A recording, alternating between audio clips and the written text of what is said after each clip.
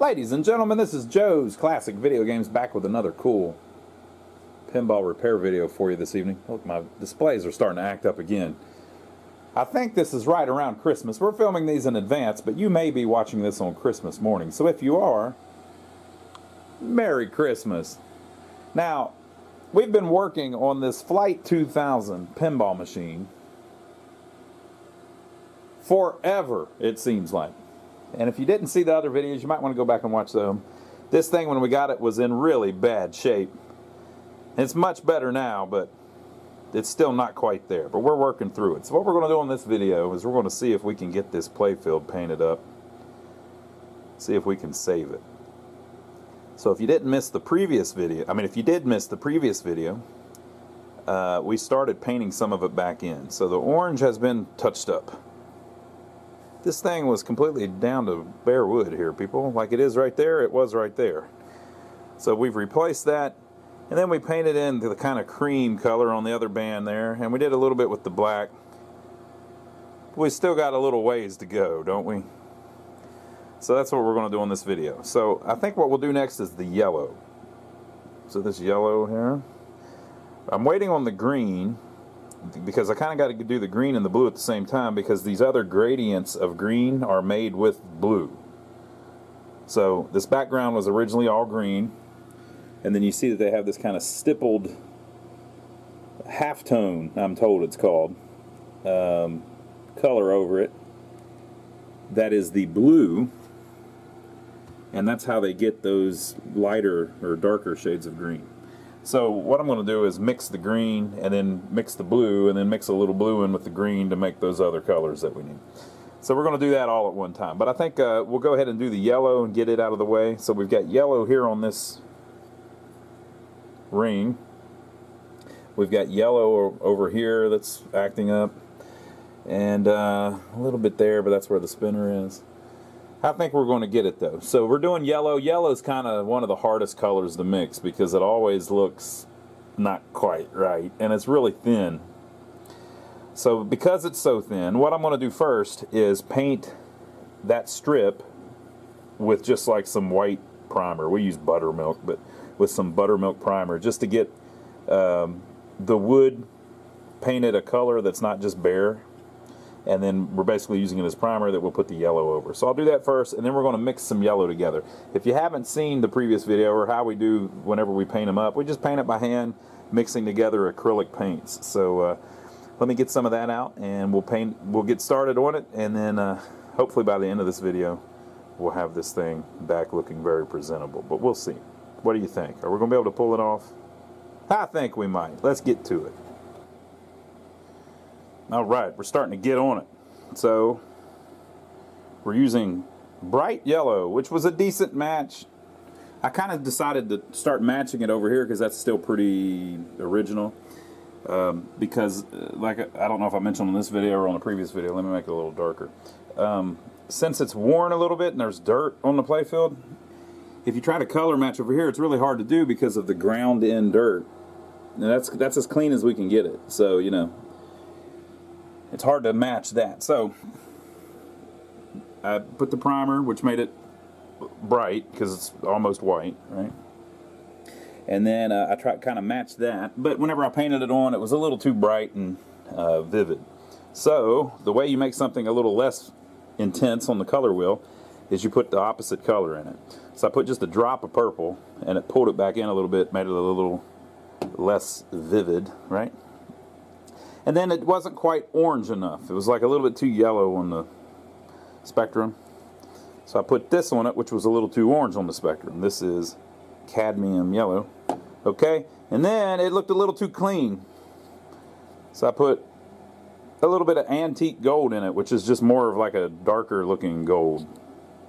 Right? And that's how I got that. That's a little bit too dark. But since I was a little bit too light, it's blending in pretty good. So I'm going to keep working it, and I'm also feathering it out a little bit. So I painted, of course, all the way to here. And over here, I'm not going to paint the whole thing, so I kind of painted it to here, and then I'm kind of feathering it into that so that it's, because over here you'll still see the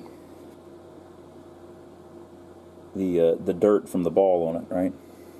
some kind of feathering in it. You can see there how it's a different color. So that's more yellow, that's more brown.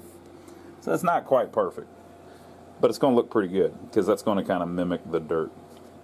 It's actually really similar to what we're going to do with the halftone stuff. People are informing me that's called a halftone, so it's very similar to that, but we'll see. So I'm going to do a little work with the black and maybe put another coat on it just to kind of even it out a little bit. Up here, this looks like it's all screwed up, but it's just because I painted right over the lettering. Once I go in with the black, that's all going to come together pretty good too, I think. So let me work on that a little bit and we'll get it a little farther along. Okay, so I cleaned it up a little bit with the ink pen. If you didn't see the previous video, I can't keep going back and showing you everything we did in the previous video, folks. You're just going to have to break down and watch it. But we use these little acrylic paint pens so you can draw in some of the lines.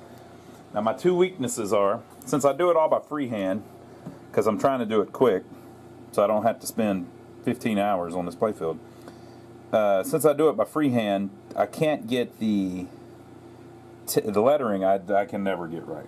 You can do different ways of doing that, and it looks okay, but the orange can still, I still need to touch up the orange and some stuff too, so it's getting there a little better. I've got some little circle templates that I ordered, but they haven't got here yet, that I can use to ink the circles, but I'm doing all this by freehand. So I still need to do some orange over to yellow. It'll get it to blend a little better. And I inked in the letters again that were painted over. Drew the lines back in. Added some of the little dashes from the debris and the rings of the planet. So my one weakness is I'm not very good at lettering. And then my second weakness is it's really hard to get a thin line. So I would like all of these black lines to be a little thinner. Just hard to do. So anyway, that's that. And so the next thing I'm going to do is the part that looks the hardest, but I think might be some of the easiest parts of it. So this planet in the background is green. And then they use this technique that I'm told is called halftones. So it looks like there's a slightly darker green there, but it's not really. It's just little blue dots. And then they're a little thicker here, and a little thicker there, and even thicker there. And they use that to give you different gradients of paint. But the thing is, we can do the same thing by just mixing green paint and blue paint. So if I get a good match, or a pretty good match for that background color, we're pretty much going to repaint all of it anyway, so it doesn't have to be perfect. But if I can get that background green, and we need it up there too.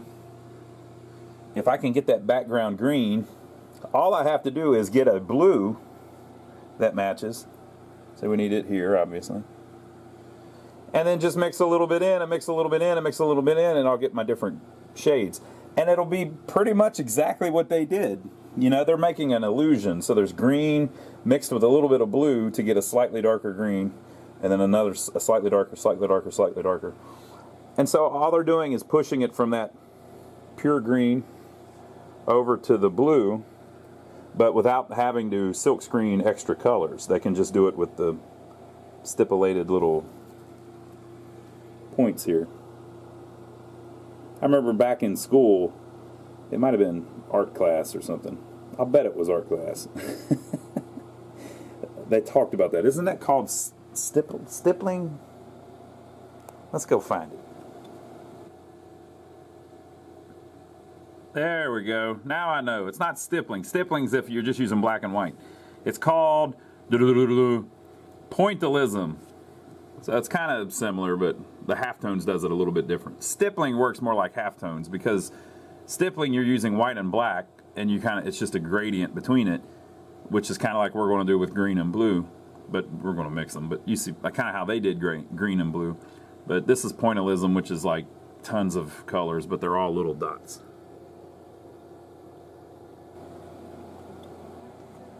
So luckily I've got one right out of the bottle that's pretty close. Irish moss. Look how beautiful. Boy, that's a great green, isn't it? So I touched that in just to see, and it's a pretty good match.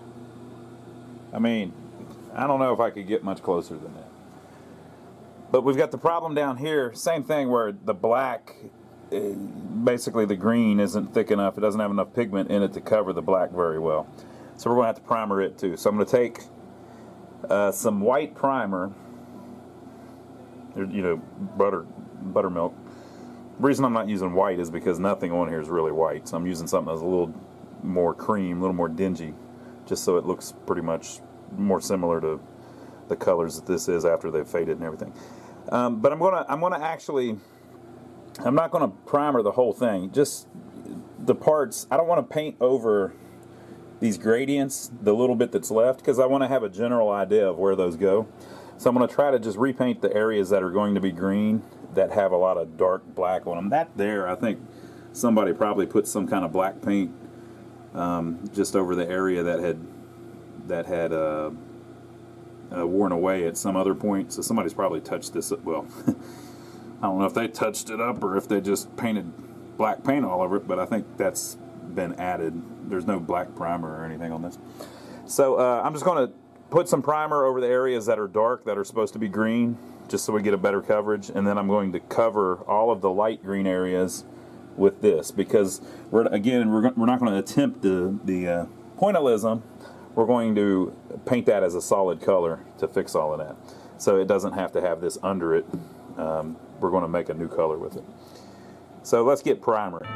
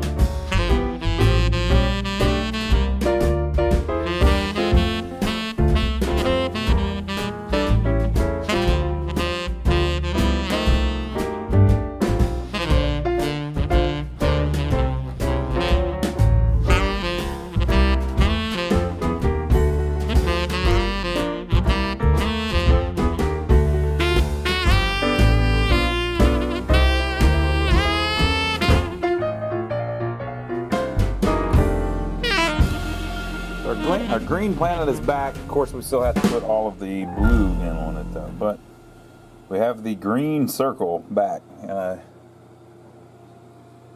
fixed that whole spot up there, so it's pretty much done. Inked the letters back in that were missing. I think that looks pretty decent, not bad. And so green, the only places on the entire playfield that there even are green is that and this. I don't see it anywhere else. So before I always mix the paint in the little tops of the things. Before I, of course the green I didn't have to, but before I put it all up and clean the brush out and everything, I like to just make sure I don't have anywhere else that needs it. And I think we're good except for when we need to mix the blue in. So that's next. We need to basically find a blue that's going to match this background, and then paint in some of the missing blue to where we got a pretty good match, and then use it to mix into the green. So blue time.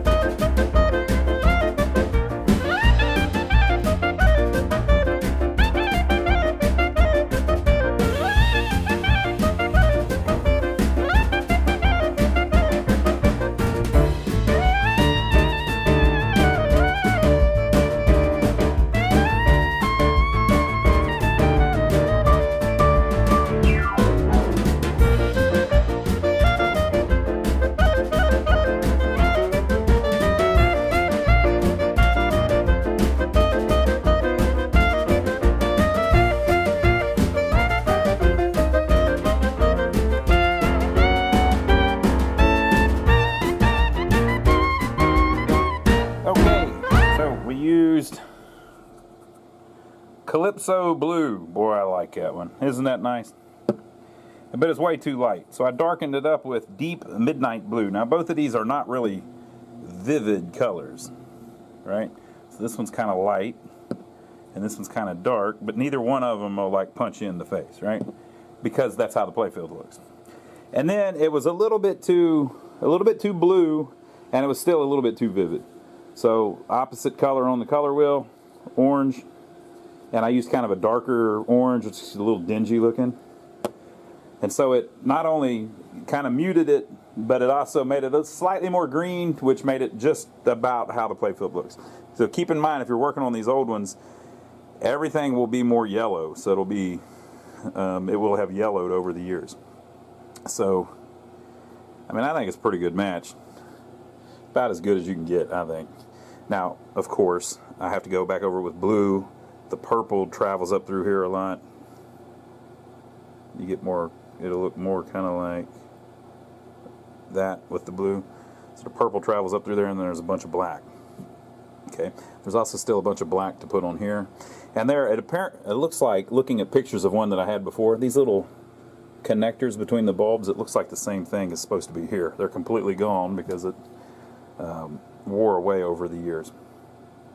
But we're getting there. But now we get to do the fun part. So now that I have a good blue, we know that's the exact same color that they use to do the halftone with. So I'm going to take the green that we've got out of the bottle, Irish Moss, put a little bit in a cap, and then I'm going to put just a little bit of this blue in it, which will make it a little bit darker green. And we'll paint the top, and then we'll go slightly darker, paint the second one, and then a little bit darker, paint the next ones, and we'll add those back in. Can't wait.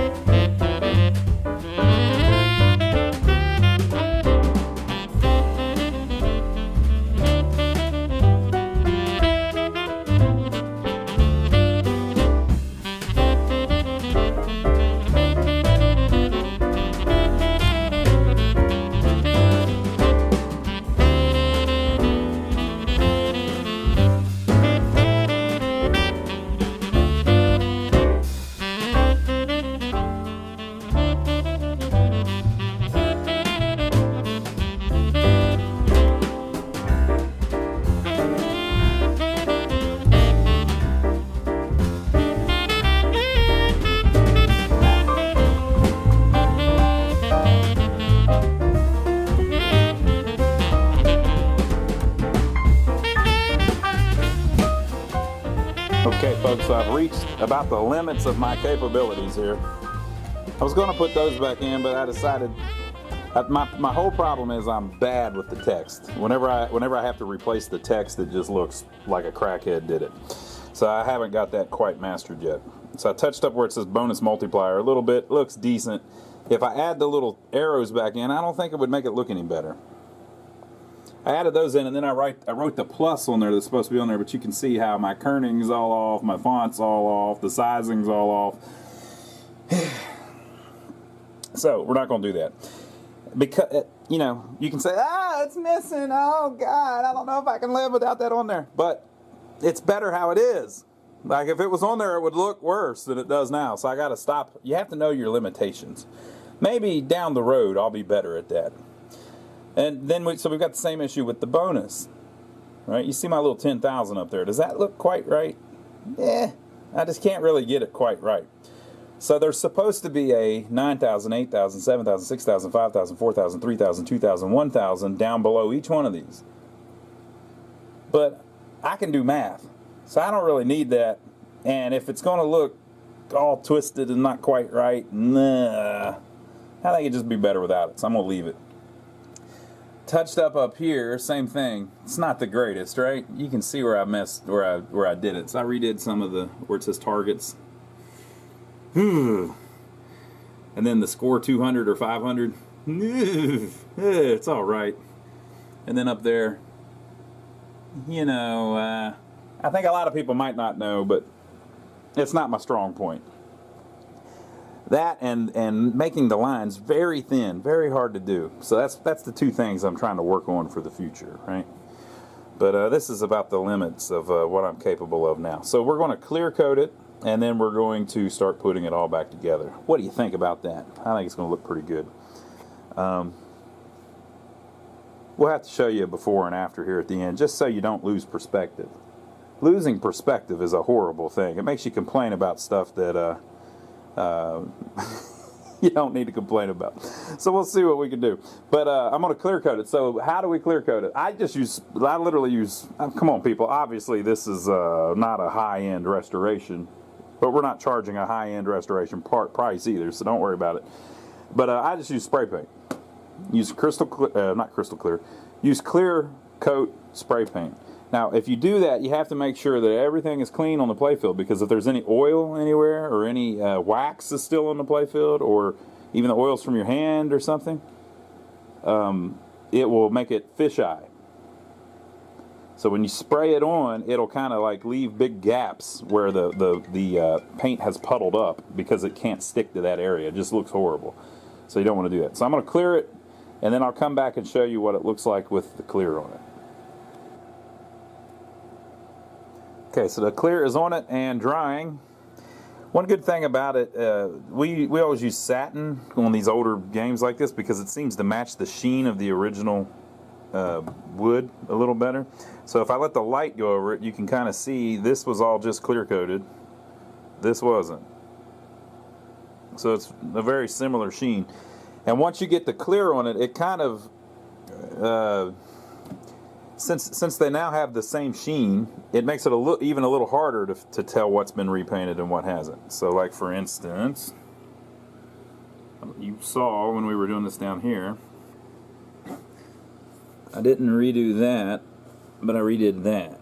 And this purple was all added back in, but this purple wasn't.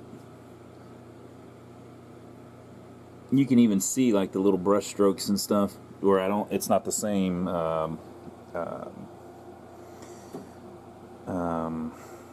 thickness. So this is obviously like kind of like the quick and dirty way to do it, but it still took me 10 hours or so. But the high-end way to do it, if you're a hobbyist, you have an advantage over me. You can work on it more. You can spend all kinds of time on it because it's not a money thing, right? I'm doing this as a business, so I have to make money. This is my job, right?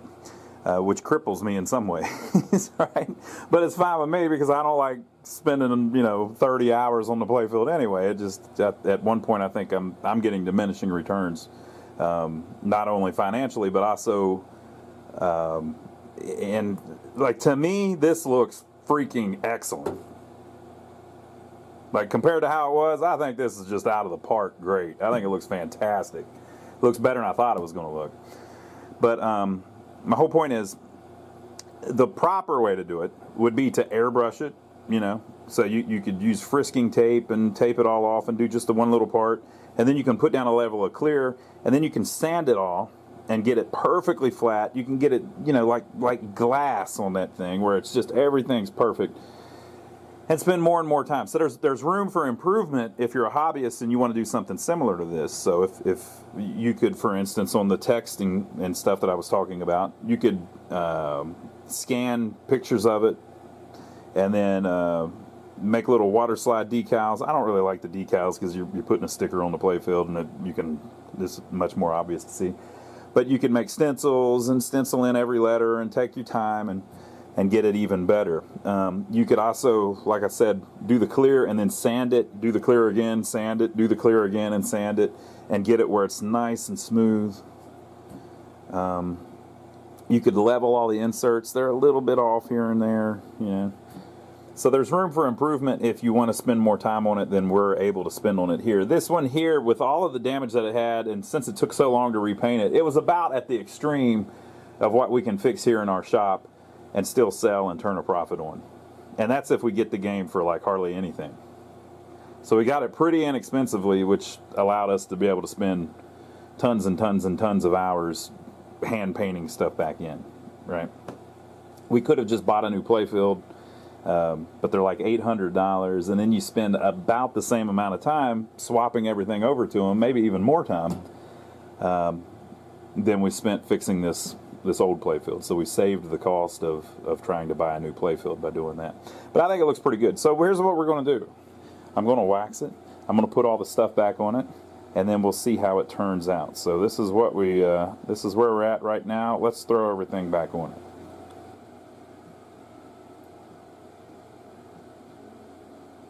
What do you think about that? It's like a Christmas miracle. So we haven't completely got it all together yet. We're still waiting on parts for the flippers. But come on, folks, I think it looks pretty good. I really like how it turned out. Got to work on this a little bit. You know, we got some stuff still to do.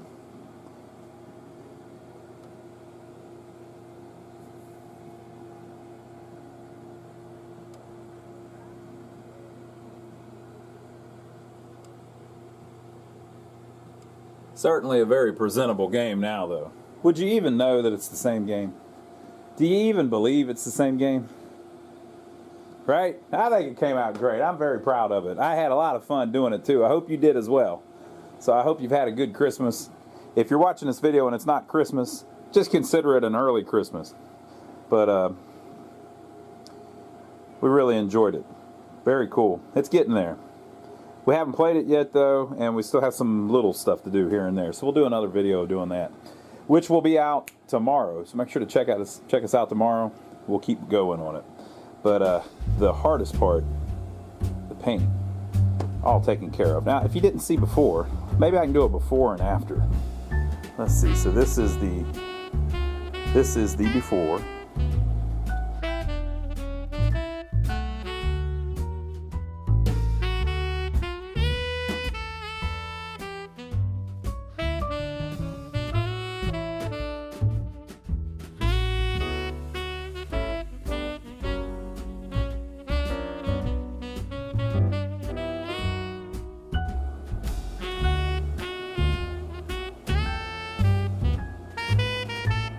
And this is the after.